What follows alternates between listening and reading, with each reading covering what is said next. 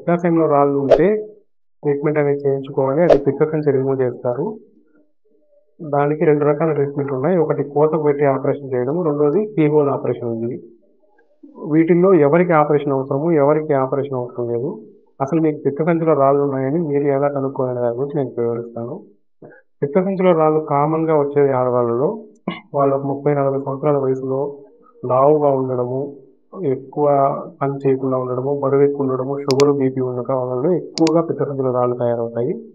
వీటిని మనము ఎలా కనుక్కోవాలంటే, ముందు పేషెంట్ పరంగా వాళ్ళకి కడుపు నొప్పి వస్తుంది. ఎప్పుడు ఎక్కువ వస్తుందంటే కుడి పక్క పై భాగంలో కడుపు నొప్పి రావడము, అన్నం తినంగానే ఎక్కువ అవ్వడము, గట్టిగా పట్టేసినట్టు ఉండడము, ఎక్కువగా పైకి తుసులతో కలిసిన వాంతులు అవ్వడము, లేకుంటే వాంతికి వచ్చినట్టు ఉండడము, ఆకలి లేకపోవడం అనేది ఇది పేషెంట్కి ఇలా వస్తాయి సింటమ్స్. ఇలా వచ్చినప్పుడు మీరు డాక్టర్ని కన్సల్ట్ అయ్యి స్కానింగ్ అనేది ఒకటి చేయించుకోవాల్సి వస్తుంది.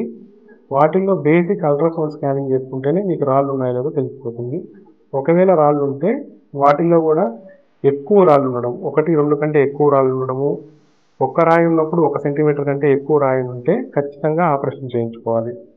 వీటిల్లో పిత్తసంచిలో ఆపరేషన్ అంటే దాని ట్రీట్మెంట్ పిత్తసంచిని రిమూవ్ చేయడమే దాని ట్రీట్మెంట్.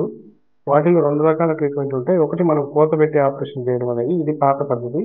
ఇప్పుడు చిన్న కీహోల్తోనే ఆపరేషన్ చేసి డే కేర్లోనే ఇంటికి పంపించే ట్రీట్మెంట్స్ అవైలబిలిటీలో ఉన్నాయి.